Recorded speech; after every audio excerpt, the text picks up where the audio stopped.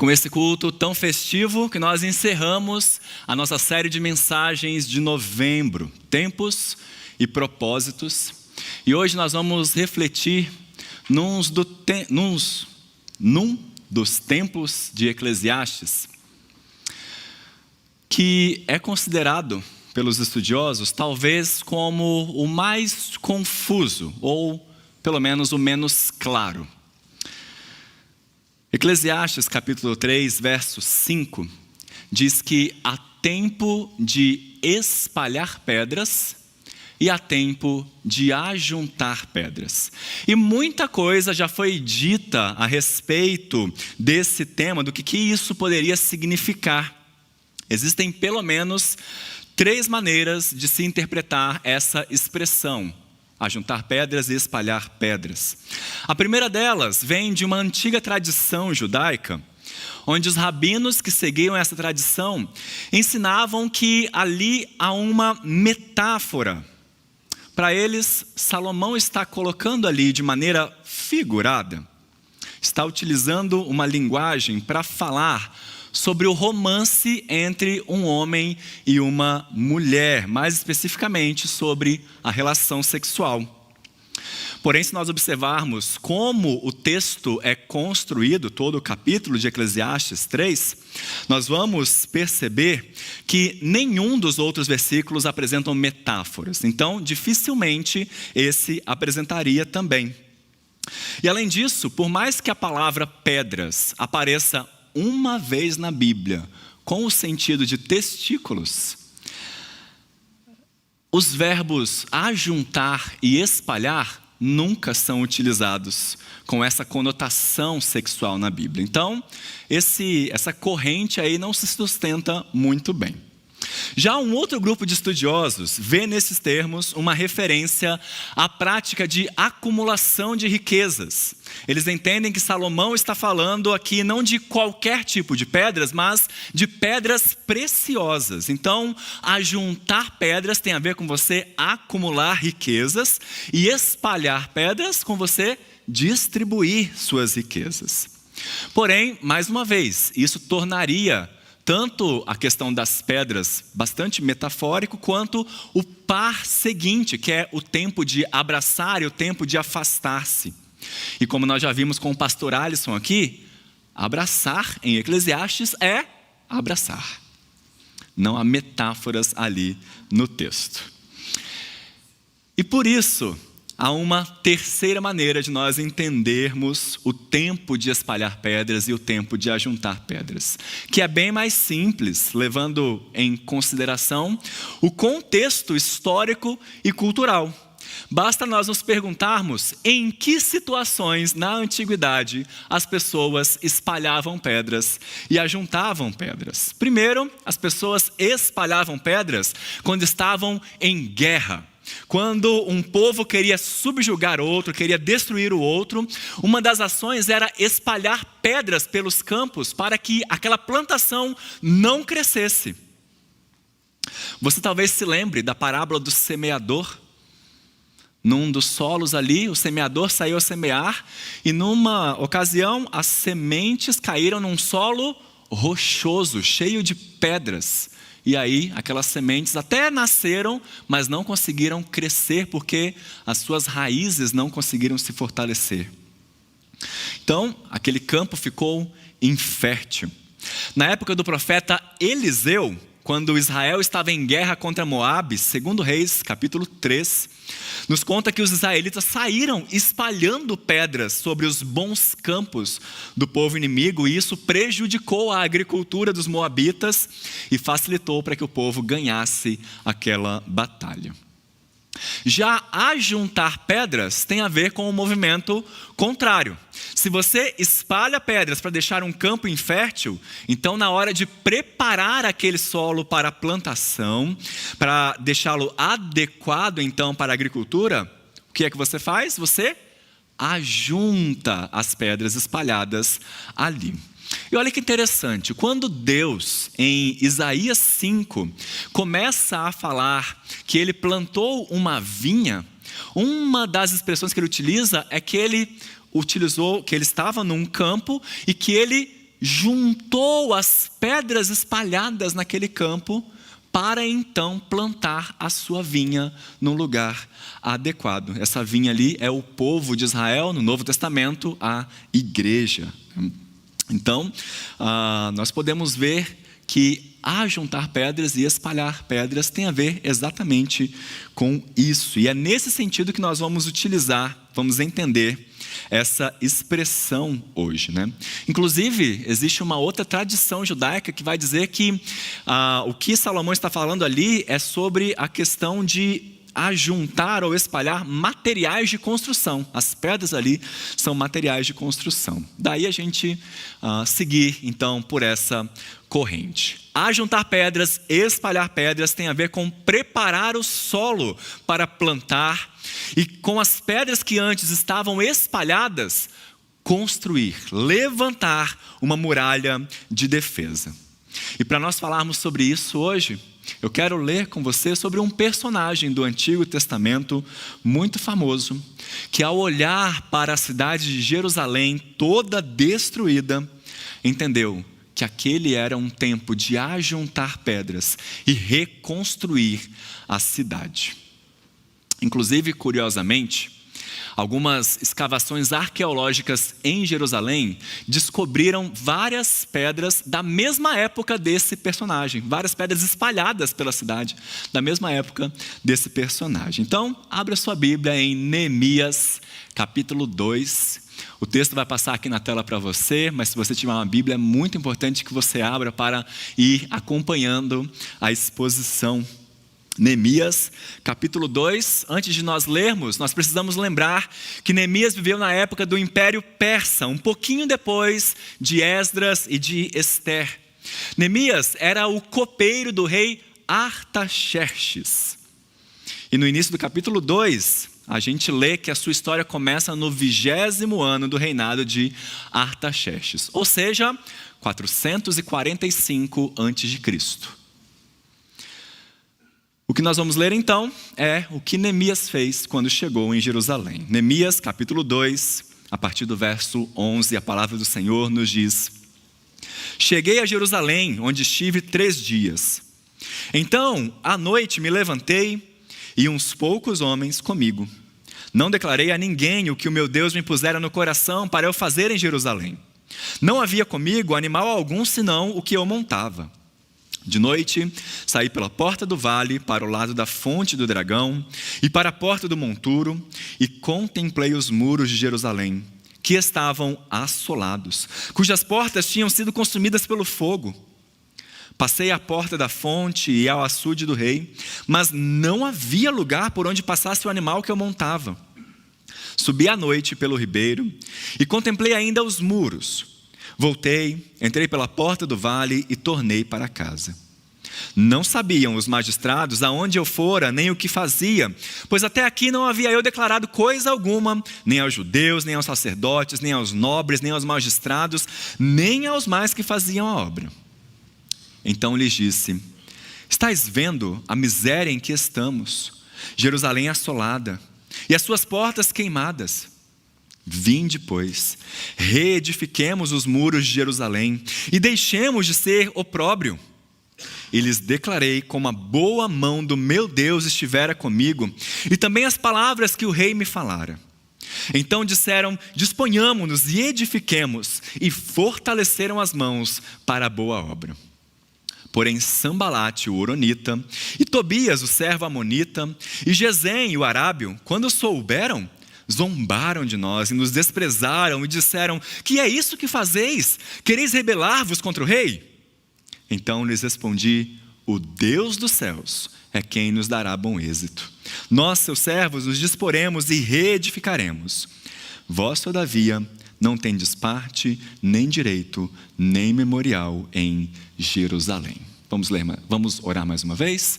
Ó Deus, nós queremos pedir que nesse momento em que a Tua palavra foi lida, o Senhor possa, através do Teu Santo Espírito, iluminar o nosso coração. Ajuda-nos, Senhor, a enxergar as verdades que o Senhor tem preparado para a nossa vida e principalmente para a nossa comunidade.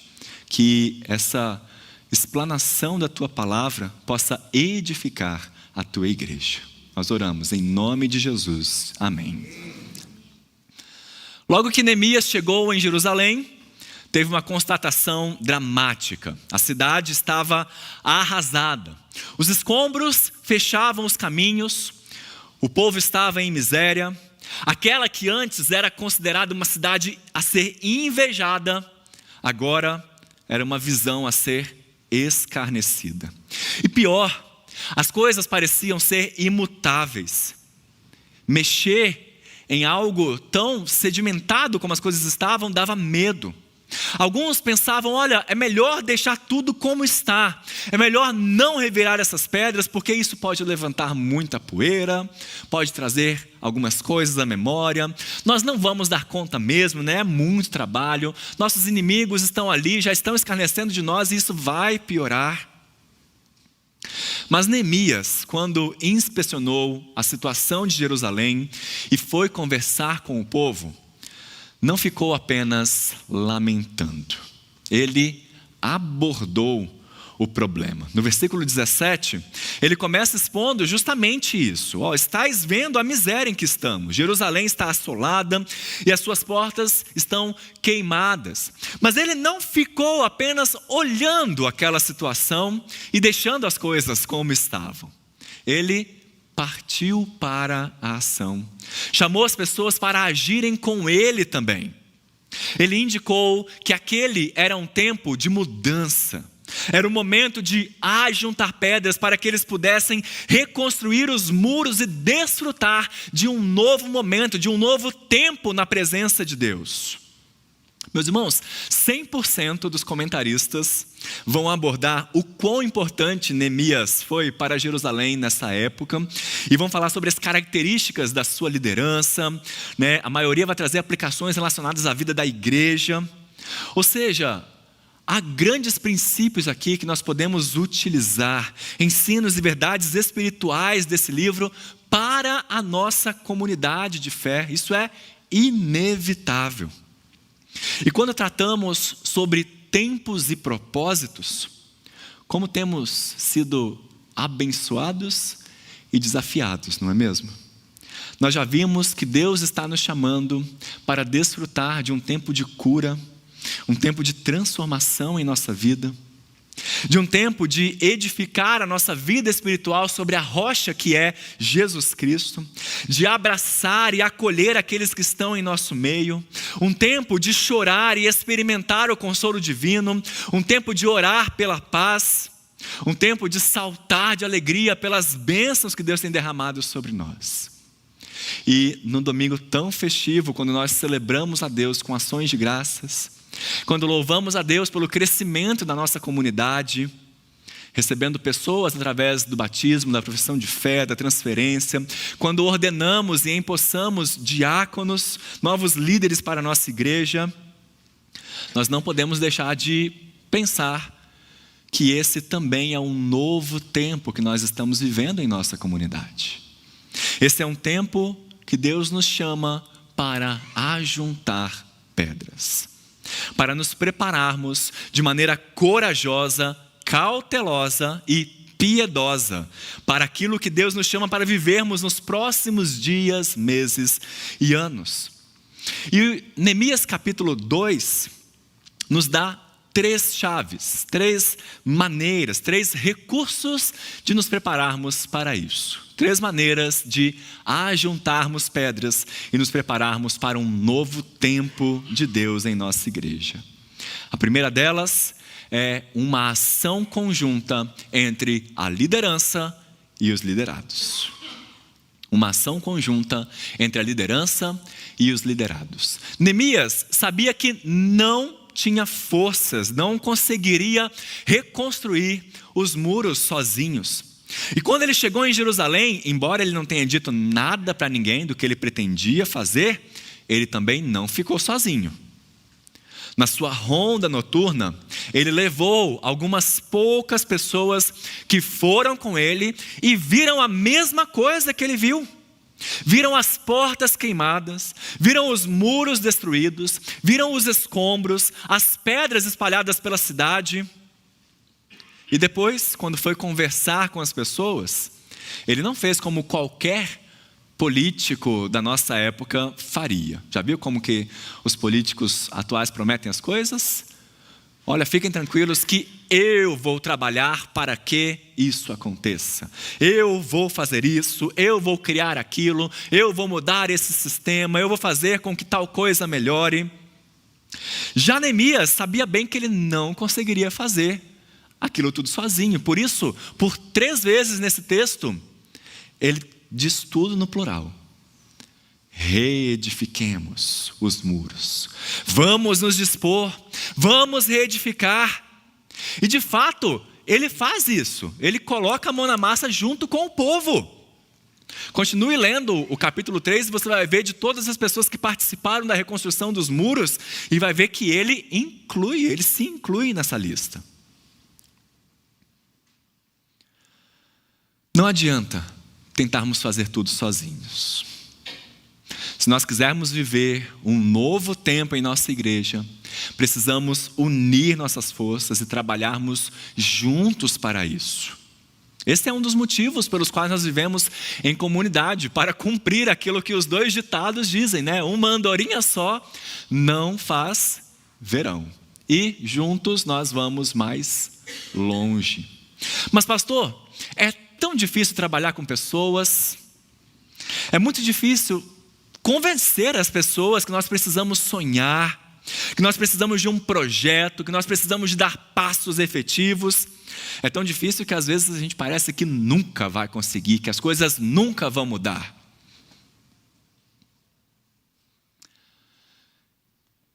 Nunca diga nunca.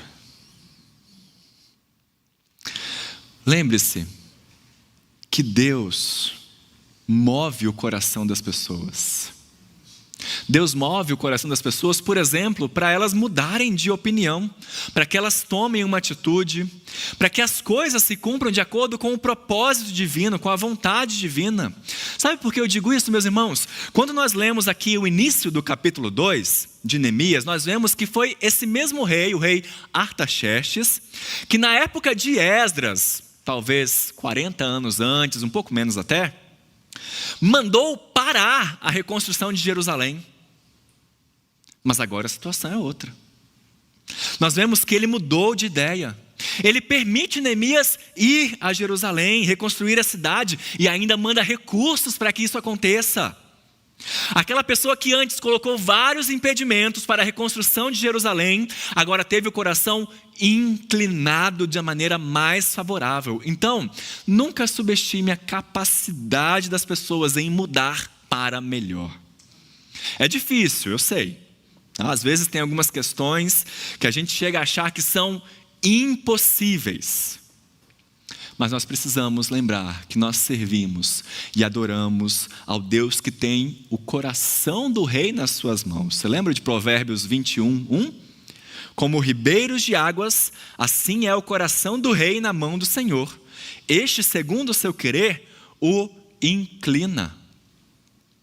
Isso quer dizer, meus irmãos, que às vezes Deus está nos chamando para investirmos em projetos que nós achamos que são grandiosos demais e achamos que não vamos ter apoio.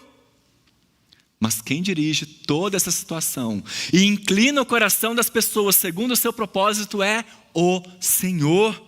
É Ele quem prepara o coração, é Ele quem levanta as pessoas, é Ele quem anima a liderança. Vejam, Neemias tinha tudo para não ser esse grande líder que ele foi. Primeiro porque ele estava antes num lugar extremamente confortável, na corte do rei da Pérsia. Ele ocupava uma posição muito boa ali, a de copeiro do rei. Tudo bem, volta e meia ele tinha o risco de ser envenenado, né? Mas ali era muito confortável para ele. Ele até tinha uma certa amizade com o rei e com os nobres. Em segundo lugar, talvez ele nunca tivesse achado que o rei iria ajudá-lo de alguma forma. Mais uma vez, foi esse mesmo rei que alguns anos antes mandou que a reconstrução parasse. Eu, no lugar dele, nem falaria com o rei. Não, gente, é o rei da Pérsia, ele já mandou parar. Você acha que ele vai revogar esse mandado? Mas não vai mesmo. Em terceiro lugar, Essa ronda noturna que Neemias fez aqui, fez com que ele chegasse a uma conclusão. Que é, cá entre nós, tinha muita coisa para ser feita. Eram muitos detalhes. E sabe qual que era a experiência de Neemias? Nenhuma. Ele era copeiro, ele não era arquiteto, ele não era engenheiro. Ele não tinha experiência alguma em como reconstruir uma muralha. Era um desafio absurdo, inimaginável. Em quarto lugar, se a cidade estava daquele jeito, imagina os seus habitantes. Havia escombros, pobreza, desânimo, exploração das pessoas. Neemias tinha o grande desafio de tentar levantar a moral daquele povo, de incentivar, de orientar, de levantar o ânimo daquelas pessoas para que eles fossem estimulados a reconstruir, a botar a mão na massa. E você sabe muito bem que isso não é fácil. Fale para qualquer pessoa que as coisas no Brasil vão melhorar. Vão rir na sua cara. E depois vão reclamar. Ah, mas o governo não sei o quê. As escolas, isso e aquilo. O trânsito não sei o que lá. É só reclamação. É só pessimismo. Na época de Neemias, era a mesma coisa. Você vai ver ao longo do livro, essa semana, dê uma lidinha em Neemias, que você vai ver as pessoas reclamando, falando, Neemias, a gente não vai conseguir. Pessoas vendo apenas os obstáculos, sem esperança. E para piorar, em quinto lugar, ainda havia os inimigos em redor, né? Que não eram quaisquer inimigos. Hoje a gente lê o nome deles aí no versículo 19 e nem sente muito medo, ou nem tem tanta ideia de quem eles eram. Sanbalate, o Horonita, Tobias, o Amonita e Gesem, o Arábio. Mas os primeiros leitores deste livro conseguiram compreender de maneira bem ampla e bem efetiva o quão desafiadores eram esses inimigos. A arqueologia nos ajuda bastante com isso, né? E a geografia também. Fora da Bíblia, já foi encontrado um papiro egípcio que confirma que Sanbalate, esse mesmo Sanbalate aqui, foi o governador de Samaria na época aqui de Neemias. Samaria ficava então mais ou menos ao norte, nordeste de Jerusalém. Além disso, também já foram encontradas bacias de prata, da mesma época de Neemias, com uma inscrição. E a inscrição é, essas bacias pertencem ao filho de Gesem, rei de Quedar. Quedar é uma região mais próxima do Egito, ao sul de Jerusalém.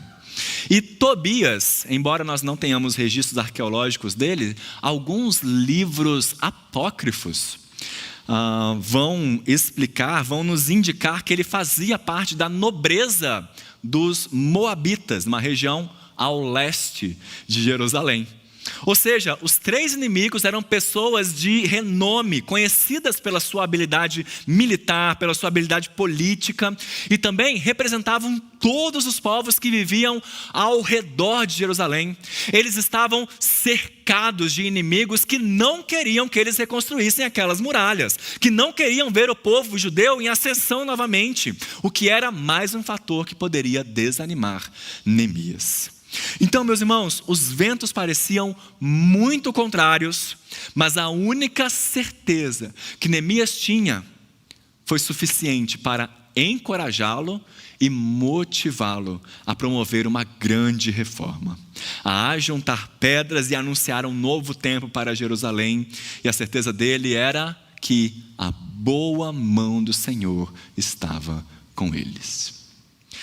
Essa é a segunda chave que Neemias nos apresenta. Se nós quisermos nos preparar, se quisermos viver esse tempo de ajuntar pedras, devemos nos lembrar do que Deus já fez até aqui. Versículo 18: E lhes declarei como a boa mão do meu Deus estivera comigo, e também as palavras que o rei me falara. Neemias percebeu que se ele quisesse motivar as pessoas, ele deveria falar não sobre a sua própria capacidade, o quanto ele tinha know-how para liderar o povo, não sobre o número de pessoas que eles tinham ali, que poderiam ajudá-los, não sobre os obstáculos que eles iriam enfrentar. Depois de falar sobre as necessidades mais urgentes com relação aos muros e às portas da cidade, a primeira coisa que Neemias fez foi lembrá-los: até aqui nos ajudou o Senhor.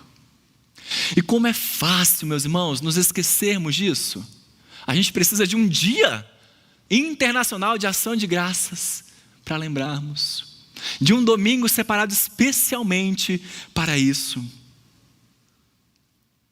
Nós vemos as dificuldades, analisamos os desafios, colocamos os nossos olhos na falta de recursos e não no Deus que nos sustentou até ali.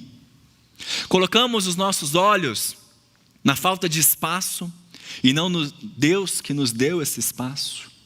Colocamos os nossos olhos na falta de pessoas e não no Deus que moveu o coração das pessoas para estarem aqui e caminharem com essa comunidade. Colocamos os nossos olhos nas dívidas, no montante financeiro que é necessário para qualquer tipo de mudança e não no Deus que supre as nossas necessidades em Cristo Jesus. Ajuntar pedras tem a ver com isso. Porque se chegamos até aqui, é porque a boa mão do Senhor esteve conosco em cada momento, mesmo nos mais desafiadores, mesmo nos mais tenebrosos, nos mais amedrontadores momentos, naqueles que a gente não sabia que decisão tomar, e nos tornou o que somos hoje. Mas Neemias também nos ensina algo muito precioso nessa linha. Sobretudo aos líderes, tá? Que é a dimensão pessoal da ação divina. Veja aí de novo: e lhes declarei como a boa mão do meu Deus estivera comigo. Por que é importante nós lembrarmos dessa dimensão pessoal? Porque se tem alguma coisa que um líder gosta de fazer, é animar as pessoas. É consolar as pessoas, é motivá-las, lembrando-as que Deus esteve com elas, que Deus agiu na vida delas, mas na hora que ele precisa ser motivado, a autocrítica entra em ação. As barreiras parecem até ser maiores. Eu mesmo sou assim, meus irmãos. Para mim, uma das coisas mais confortantes que aquecem o meu coração no ministério pastoral é pregar aqui ou aconselhar, lembrando as pessoas de como Deus agiu na Bíblia, como Deus agiu na vida delas, derramando cura, dirigindo a vida delas para estarem aqui, sustentando-as, realizando verdadeiros milagres. Mas na hora que alguém me propõe alguma coisa um pouquinho fora da minha zona de conforto, eu sou o primeiro a pensar em todos os problemas possíveis. Eu não me lembro de como Deus me trouxe até aqui. Eu me lembro dos obstáculos, dos problemas que podem acontecer, acende a luzinha do pessimismo na minha mente. Esses dias mesmo, né? Nossa irmã Dalva veio falar comigo, toda animada, falou: pastor, tive uma ideia maravilhosa para o Ministério de Adolescentes ano que vem. Vamos fazer isso, isso, isso e aquilo. Eu falando: é claro que não, minha irmã. De maneira alguma. A gente não tem local, a gente não tem espaço, a gente não tem tempo, a gente não tem dinheiro, a gente não tem equipe, a gente não tem experiência de como se faz isso. Pode dar tal e tal problema. Joguei um balde de água fria nela. E aí no dia seguinte, né, eu já fui procurá-la todo arrependido. Pedi desculpas, falei: me desculpe, Dalfa, me desculpe. Tem coisa boa vindo para os adolescentes aí pela frente, tá? Sim, irmãos, é importante nós avaliarmos os riscos, entender o que nós temos e o que nós não temos, o que é necessário, o que vai nos custar, entender quais são as pedras que estão no meio do caminho. Prudência é algo fundamental. Mas mais importante é isso. Mais importante do que isso é olharmos para a pedra fundamental da nossa igreja, para a rocha eterna que é Jesus Cristo. Mais importante é lembrar que a boa mão do Senhor já esteve conosco até aqui. E sabe o que acontece quando nós nos lembramos que o nosso Deus é maior do que os nossos problemas e desafios que temos pela frente? Verso 18, final do verso 18. E fortaleceram as mãos para a boa obra. Nós nos fortalecemos porque nós lembramos que as coisas não estão somente nas nossas mãos. Elas não dependem só de nós, mas elas estão nas mãos de quem tem todo o poder, de quem cuidou de nós até aqui e quem direciona todo o nosso futuro. O que nos leva ao terceiro ponto de nossa mensagem. Um último elemento em nossa preparação para ajuntarmos pedra é a certeza de que Deus nos dará bom êxito. Versículo 20, depois que os inimigos questionam Neemias a respeito da sua empreitada, acusando-o de causar uma rebelião, ele responde o quê? O Deus dos céus é quem nos dará bom êxito. Amém. Viram que interessante? Mais uma vez aqui, diante da fala dos inimigos, Neemias não desanima. Ele poderia muito bem ter pensado isso também. Puxa vida, será que com essa minha vinda aqui, o rei não vai começar a achar que a gente está promovendo uma rebelião? Não é melhor ficar então no meu cantinho? Ele poderia muito bem ter desanimado. Puxa vida, tem só 3 dias que eu estou em Jerusalém e já tem os governantes dos povos ao redor. Já vieram aqui falar comigo que isso não vai dar certo? Mas não, irmãos. Neemias trabalha as suas motivações a partir de presente, passado e futuro. Presente, Jerusalém está destruída.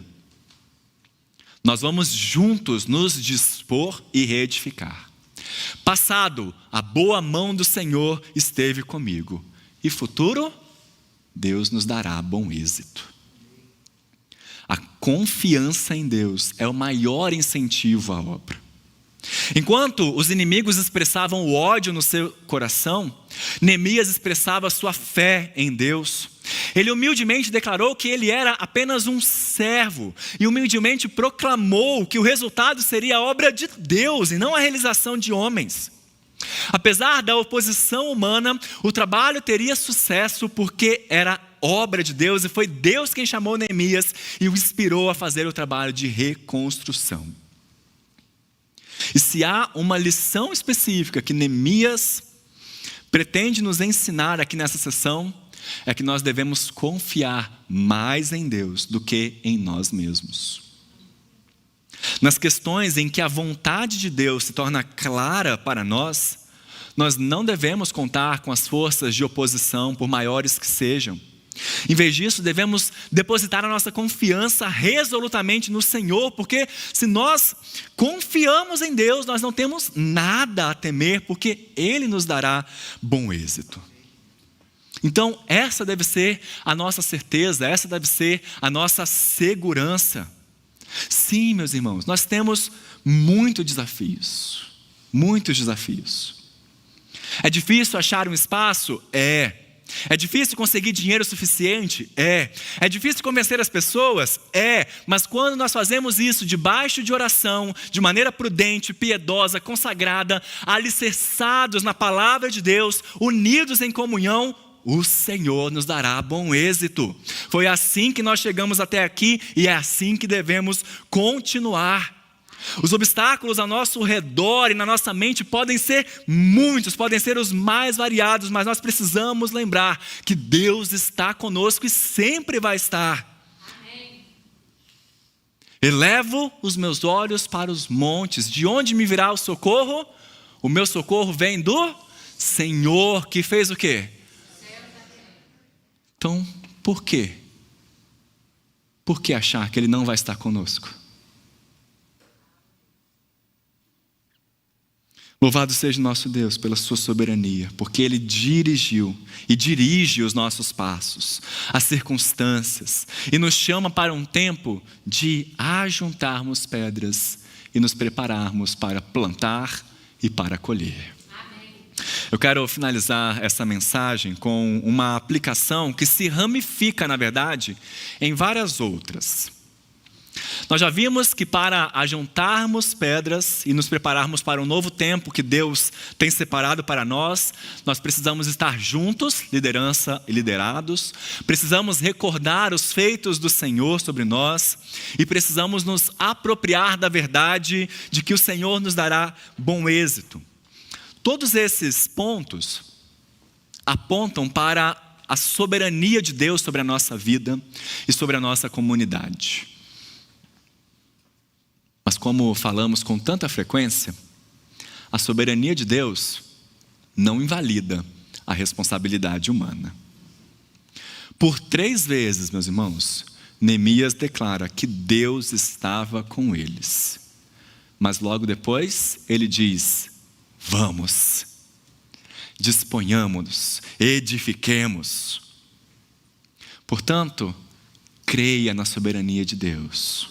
Que Ele te trouxe até aqui, Ele te guiou. Qual é a sua parte? Vamos nos dispor, vamos edificar. Vamos nos dispor e vamos ajuntar pedras, nos preparar. Quer fazer a sua parte então? Primeiro, contribua coletivamente como você está fazendo hoje. Frequente os cultos e programações da nossa comunidade, participe da vida coletiva de nossa igreja, perceba como Deus está nos direcionando para esse novo tempo. Dedique-se a estar presente no dia a dia da igreja. Segundo, contribua pessoalmente, disponha-se a ajudar nos ministérios, a ser bênção na vida da igreja. Meus irmãos, parece que não, parece que a gente tem várias pessoas aqui, mas nós precisamos muito, muito de ajuda. Ainda somos muito limitados, ainda somos muito poucos. Precisamos de pessoas que se disponham, que se comprometam, que estejam envolvidas no propósito de servir. Seja fazendo um cafezinho, ou arrumando as partituras do coro, ou até liderando os ministérios, se tornando diáconos ou presbíteros. Terceiro, contribua de forma intercessora ou intercessória. Nós precisamos muito de oração. Graças a Deus, tudo que nós temos feito até aqui, todas as decisões têm sido tomadas debaixo de muita oração, mas nós precisamos, meus irmãos, nós passamos por lutas espirituais, por grandes batalhas e rogamos muito a Deus que dê sabedoria aos nossos líderes, que Deus continue direcionando, que Deus dê coragem, dê intrepidez, que Deus os faça sonhar e desejar aquilo que Ele tem preparado para nós. Ore pela nossa igreja, ore pelos nossos líderes.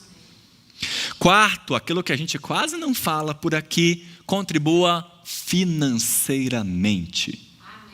Nós cristãos temos o princípio ético e espiritual baseado na palavra de Deus de devolver ao Senhor 10% daquilo que Ele nos dá, 10% do nosso sustento.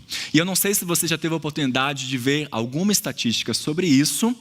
No Brasil, a nossa igreja não foge à regra, né? Ela não é uma exceção, mas no Brasil, nas igrejas evangélicas, a média de pessoas que contribuem são 30% dos membros apenas. Isso para nós é muito desafiador, porque nós vivemos a realidade de uma igreja que paga para utilizar os seus espaços. E se quisermos crescer, se quisermos mudar, nós precisamos melhorar isso também. Deus nos chama a assumir esse compromisso com Ele. E nos dá grandes promessas. Malaquias 3. Por isso, meus irmãos, a nossa intenção, ao encerrarmos essa série de mensagens, é motivar os irmãos a desfrutar desse novo tempo de compromisso com a palavra do Senhor e com o povo do Senhor. Mas, acima de tudo, voltar os seus olhos para esse Deus que promete estar conosco. O Deus que promete estar conosco cumpriu a sua maior promessa de nos enviar o seu Filho Jesus Cristo, que morreu na cruz para perdoar os nossos pecados e para nos reaproximar desse Deus. É só por causa de Jesus que nós podemos dizer que a boa mão do Senhor está, sem sombra de dúvida, conosco. No final das contas, meus irmãos, Neemias é apenas uma sombra. A gente chama, é apenas um tipo. É uma pessoa que aponta para Jesus Cristo, que veio nos contar sobre uma nova e bela cidade eterna, construída por Ele mesmo nos céus, a nova Jerusalém. E todo aquele que crê em Jesus Cristo como seu Senhor e Salvador habitará para todo sempre nessa cidade celestial, onde já não faltará espaço, nem dinheiro, nem qualquer dificuldade ou obstáculo, porque tudo isso será removido pelo próprio Deus. Por isso, o nosso convite é mãos ao trabalho. Confiados no Senhor, vamos ajuntar pedras para esse novo tempo que Deus está preparando para a nossa comunidade. Amém. Se há uma ou várias pedras no meio do caminho, com Jesus, elas serão removidas. Amém? Amém. Que Deus te abençoe.